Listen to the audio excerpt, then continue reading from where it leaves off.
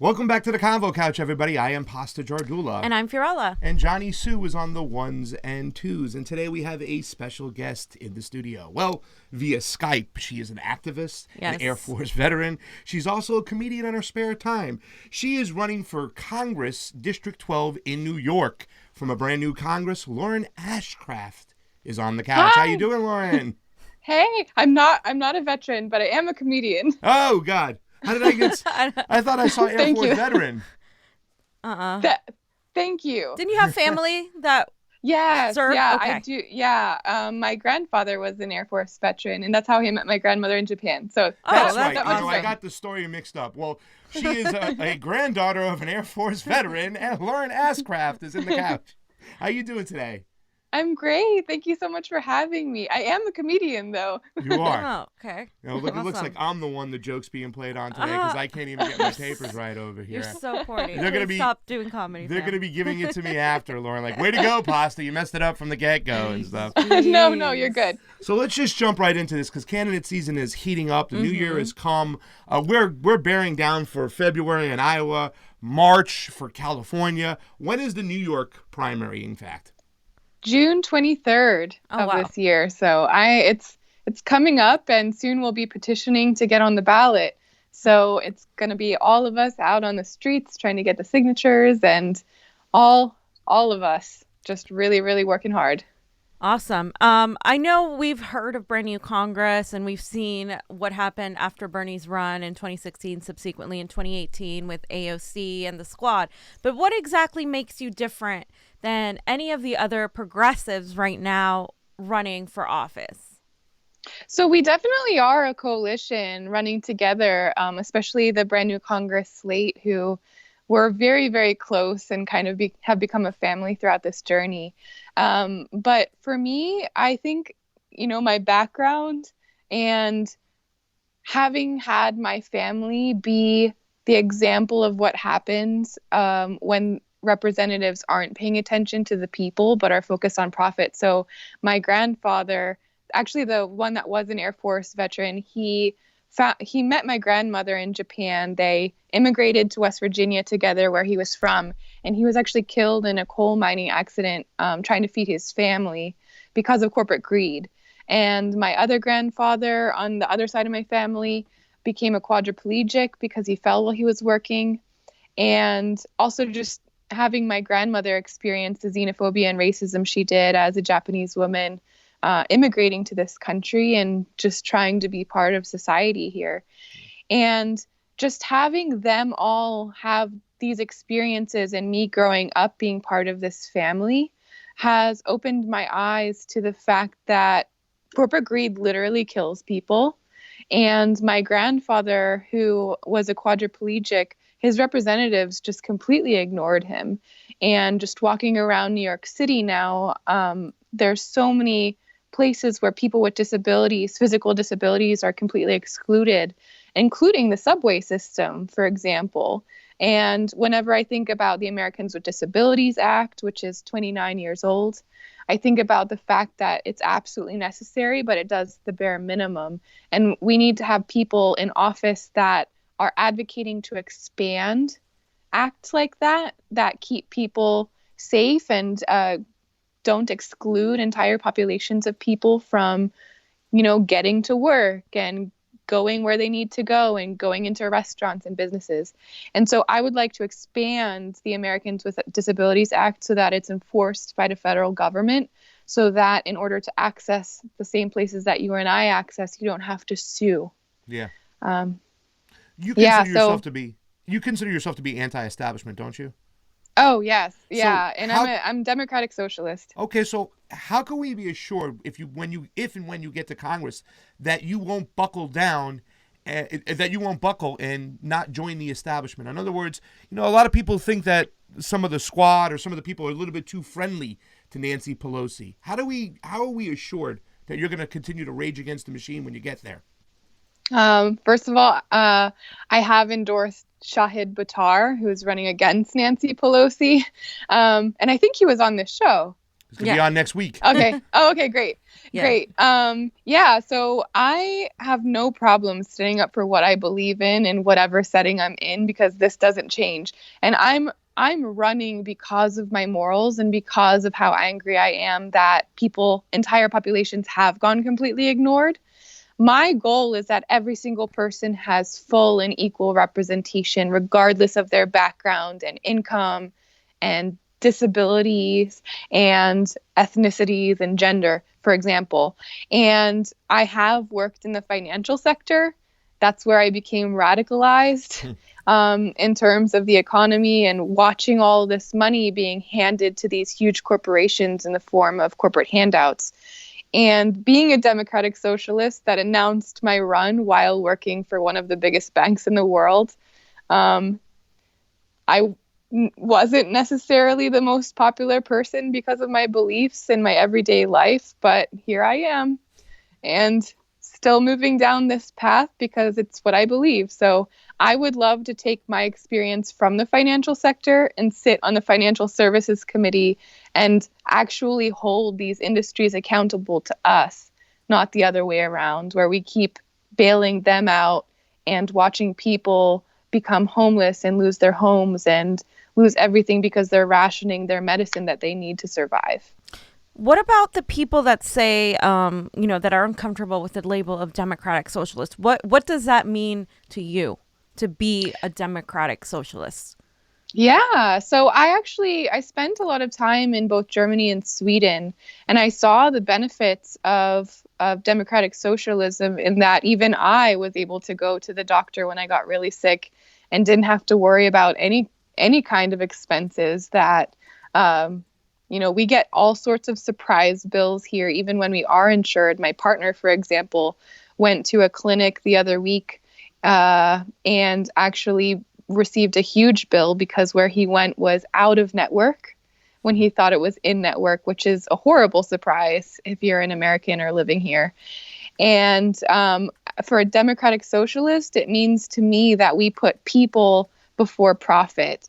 And we live in such a capitalist society here in the United States where our healthcare is for profit.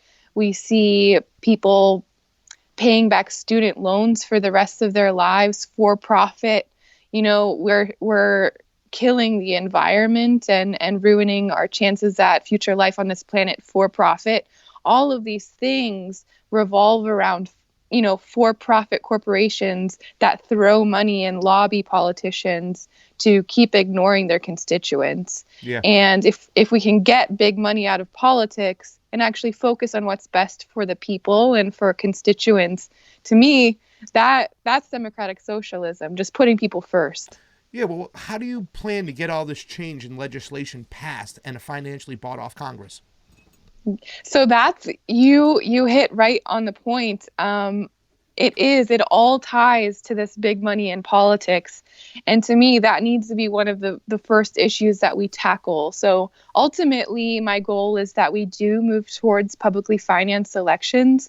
But my campaign did put out an idea that on your federal income taxes, you could check a box and get a tax credit that you could use to donate to federal politicians of your choice. And the only caveat is you cannot accept corporate or super PAC money if you're receiving that as a donation. So people like me who are grassroots people-funded candidates, throw me all of your tax credit donations. That's great. I'll take it. It would really help my campaign. But if you are like my incumbent, Carolyn Maloney, who is majority funded by corporate PACs, then she would have to add a question on her Act Blue form and make sure that she's not accepting people's tax credits. And people that donate via cash and check would actually need to be reached out to by her team, who would ask if that's part of the tax credit and would have to return that check or cash to them by saying, sorry, we choose to accept corporate influence over you. Okay. So just kind of like going with what he said, we have a Republican Senate right now. We have a divided congressional House. what can we do as what can you do as representatives, and what can the people do to pass something like Medicare for all, to pass something like the Green New Deal? Because it's one thing if Bernie Sanders becomes president tomorrow and he goes in, he has said many times, it's not going to be enough for me to just push this legislation out because, it has to be approved by Congress and the Senate. What can the people do, and what do you plan on doing as a congressperson to help push that? Because there doesn't seem to be enough of us to make this happen legislatively.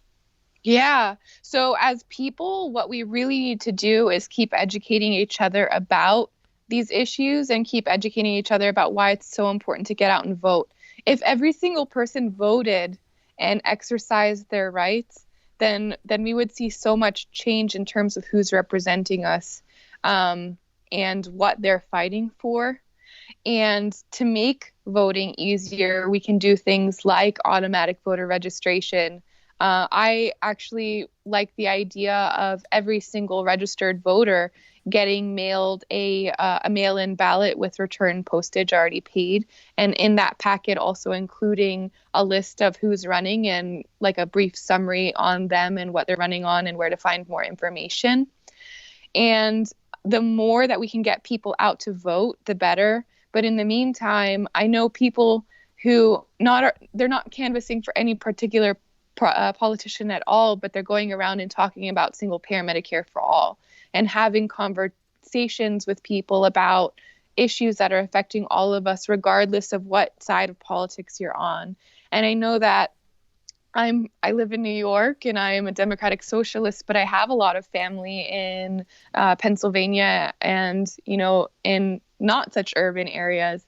And whenever I have conversations with them about single-payer Medicare for all, as an example, it started off very politically, and then it turned into us just talking as humans about the fact that you shouldn't go bankrupt if you go to the emergency room. Yeah. Things as simple as that. Removing politics from it and having conversations with people as people is really important. So actually, the fact that you talk about these issues on your show and that we're raising awareness in every way that we can is a really important step. Yeah. That seems like, because that was my next question, is like when you look at your issues page, you see all the things that the progressives love, a Green New Deal, Medicare for all. Are you going to use that same tactic that you use at the Thanksgiving table when you knock on a libertarian-minded door in your district or an independent who might not necessarily put our values first before theirs? Yeah, and I've had these conversations with people across all parties, and whenever it comes down to it, we can all agree that big money is drowning our politics and that we shouldn't go bankrupt if we get ill. I think the question is just how are we going to implement that? I know that, for example, Bernie Sanders has a very detailed plan.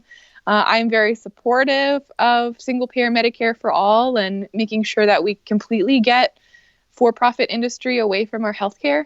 But if we put all of that aside and kind of put it in a drawer and just have conversations as humans, it really has gone very successfully. Yeah. You often talk about, and, are pictured with AOC. AOC is one of the squad. She's been really instrumental in pushing the overtone window, I would say. But what areas do you think we could still improve on that she particularly could, and then you coming in as well could bring more into the fold? Yeah, so we all come with unique experiences and unique histories and into this. So she's amazing and she has moved our politics and our conversation pretty much by herself in so many ways.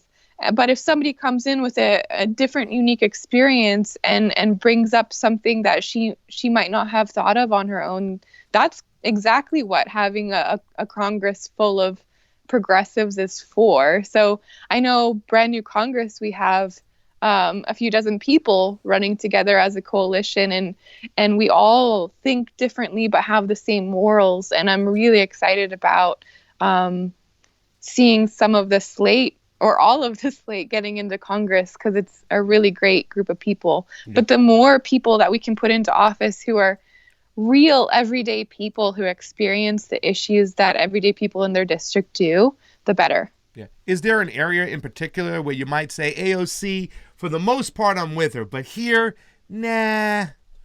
So I love the Green New Deal. I think that we can make public transportation free as part of it. That's one thing that I'm really pushing on my end, especially in New York City, that we've seen poverty being criminalized. Right now, it's $2.75 to ride the subway. And for people who can't afford it and jump turnstiles, we've seen videos of loaded weapons being pointed at them, Jeez. of really aggressive and violent arrests. And I am just completely against the criminalization of poverty and the criminalization of Black and brown people, which we're seeing in New York City at the moment. And one of the ways to combat that and the climate crisis at the same time is to make public transportation free. So I think that we should nationalize public transit and use federal dollars to upgrade the entire system and make sure that it gets people where they need to go in an efficient way, and that it's accessible for every single person, regardless of their abilities. Yeah, and I mean that's very democratic socialist of you, but which I'm all for. But I just want to kind of shift into foreign policy, because we're big foreign policy people here on the couch, and foreign policy is an area where I feel the majority of our Congress, even our good ones, are still weak on. It is an area that particularly has been led by neocons, in both parties, and that has led us into what we're looking at now. Proxy wars, regime wars in places in the Middle East and Latin America. Do you believe, based on what we know so far, that Nicolas Maduro is a dictator, or do you believe he is the rightfully elected leader of Venezuela? But does that even matter? Because should we even be involved in Venezuela? I don't think that we should be deciding who other countries' leaders are. We've done that so many times throughout world history, and my undergrad degree is in international relations, and part of what I learned is how many regions we have destabilized because of our interventions and because of, in my opinion, being imperialist. So we're seeing right now, we just assassinated one of the most powerful leaders in Iran, and we did not have the right to do that. We violated international law by doing so. And I am very against imperialism and interventionism. And I do really worry about how many more countries we can destabilize by getting involved. So I think that we should allow countries to decide who their leaders are. And we should not be militarily involving ourselves unless we are being actively attacked, which has not happened in a very, very long time. So we should have avoided a lot of wars. Yeah. So as pertaining to Venezuela, then, would you vote for sanctions, against sanctions, or will you defer to the caucus leadership? I don't think that we should be placing sanctions on Venezuela. Yeah. Good answer. I mean, Good yeah, answer. I agree. I mean, Sanctions are a way to starve an economy, and we've done it time and time again. We've done it to Iran many times. One of the reasons why they've been in the precarious situations they've been in. But if anybody in the U.S. government should be held accountable for their actions on Bolivia coup, do you think they should be held accountable? I mean, considering what we did in Bolivia and how involved we were in that. Yeah. Yes, if we can find people that have caused what's going on down there and been a part of it, I do think that we should hold them accountable. It is very scary to see what's happening in Bolivia, where we're seeing, again, very right-wing leaders force religion on indigenous people. Yeah. And it's a trend that's happening all over the globe that we do play a hand in, and we absolutely should not. So Again, we should not be intervening in the way that we do in all of these countries and further destabilizing them. And whenever we look at the immigration crisis, and we look at all of the people that are having to leave their homes and their families in order to survive, we've played a huge role in that globally, and especially in the global South. And the less we can do to intervene and the more we can do to actually just help, the better. Is Iran an enemy of the state in your mind? And being that we're already in the situation we're in, how would you handle the situation in the Middle East? So the situation in the Middle East, it goes back a very, very long time in terms of just how much we've tried to intervene there. We should have not been in any wars in the Middle East. And it goes back to pre 9/11. It goes back whenever we're looking at things that have allowed what's going on right now. I look at the AOMF. That's given 3 presidents now the unilateral power to do whatever they want to do. My opponent, Carolyn Maloney, has approved that, for example, and I would have voted no. Barbara Lee was the only person to vote no on the first one, and she should really she should get a lot of credit for that. Whenever we look at who voted for and against the Iraq war, it's scary.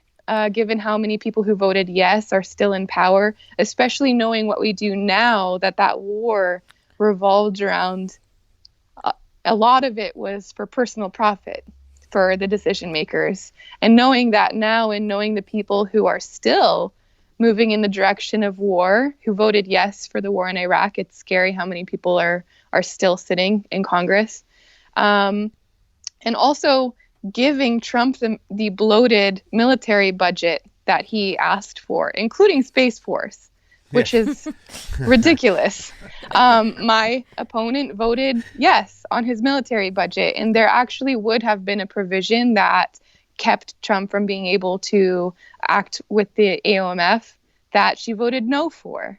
Yeah. So there are so many things that I have a lot of issues with a lot of sitting members of Congress because they claim to be anti-war, but they are not.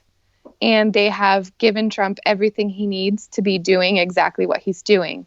Yeah. So, I will do everything that I can to prevent wars and prevent one person from having that kind of power. There, in 2016, were a lot of issues when a lot of people went out to vote during the primary between Hillary Clinton and Bernie Sanders. In California alone, we experienced a purging of provisional ballots. Since then, has any sort of bill or provision on election integrity caught your eye? And what do you think we can do as Americans? Because it doesn't matter how many people vote for a progressive if there are issues from both the Democratic Party and the Republican Party regarding the integrity of our elections. Yeah, so one of the things that happened to me personally is that I was registered, I think it was independent, for too long. In New York State, you actually had to change your registration to Democrat 6 months before the primary, and I was not aware of this. So I was one of the people that wasn't able to vote for Bernie Sanders in the 2016 primary. I know it still breaks my heart to this day. What happened after that, because of a lot of people who really protested what happened, is we were able to get the window of time much smaller, and now in order to vote in the Democratic primary in New York, you have to change your registration by February 14th, which is a much smaller window. I think that we should be moving towards bills for automatic registration, like I said, and there shouldn't be any kind of huge time window in order to change your registration. You should be able to do it day of. Yeah. And anything to do that federally to make it easy to vote. I don't understand why we keep putting so many blocks and restrictions on people just being able to exercise their voice. Other things that I've seen is that regardless of quote unquote criminal history, you should be able to vote. And one of the things that I'm most passionate about is that every single person, every single American should be able to vote regardless of anything at all. And I like the idea of voting being able to be done at 16. Right now it's 18, which as long as every single person can vote regardless of anything after that, I am for it. But we're seeing so many ways in which people's rights are being taken away from them, and criminal history is one of those. So I am for any bill that removes that as a block to people being able to vote. All I'm hearing in my head is my friends from New Jersey calling me the day after. Come on, Bernie Sanders would let the Boston bomber vote? You can't do that. And I'm like, well, it's, I think it's more deeper than that. I think, getting a record on a lot of people of color for almost doing nothing, like selling loosies, and then taking away their right to vote is definitely a master plan. Let's talk a little bit about our civil liberties, because I'm a big civil liberties guy. Do you think that Alex Jones should have been deplatformed?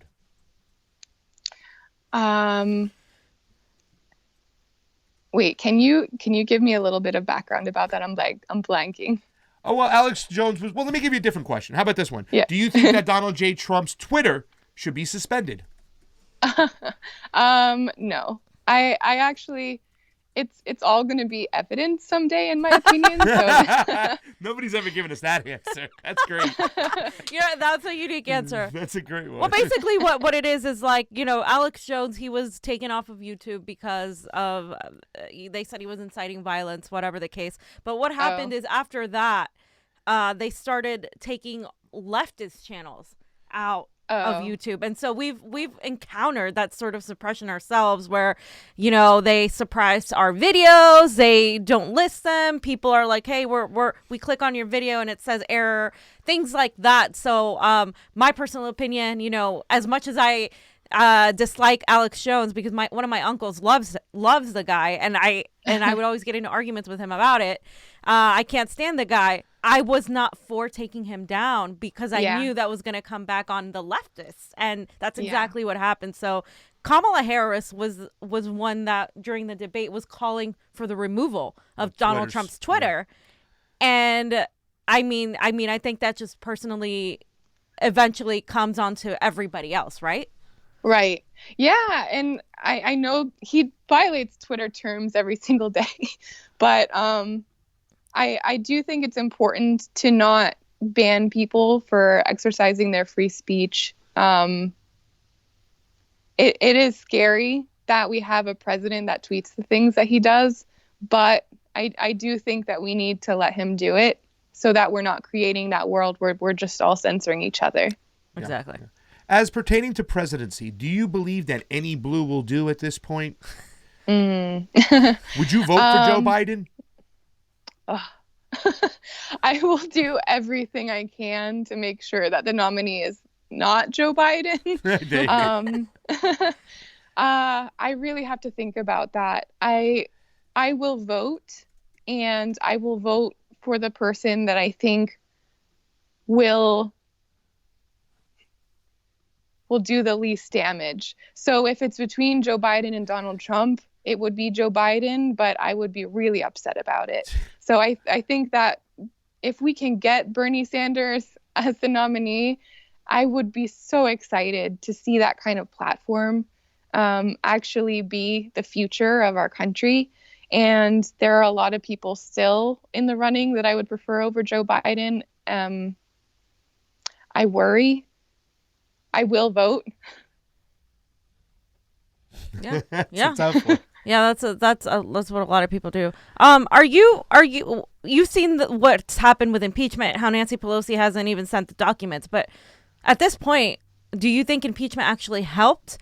Do you think it's done anything for us? Really? Like, are you for it at this point? So I was actually for it. I was for it before my incumbent was.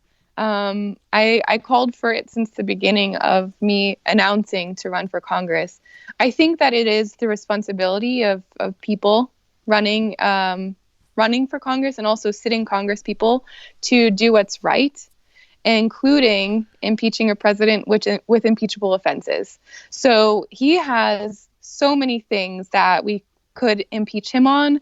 I am very confused as to why we chose such a narrow scope of the process. Right. And right now, he's committing war crimes, which is another huge issue that we should be taking much more seriously. But I keep seeing establishment leaders in Congress drop the ball. So as it happened, I think that the impeachment process was not the way that it didn't do what I hoped it would, which is actually impeach. And I would like to see a full trial happen in which we see the evidence, we see witnesses, we see everything presented in the way that it should be.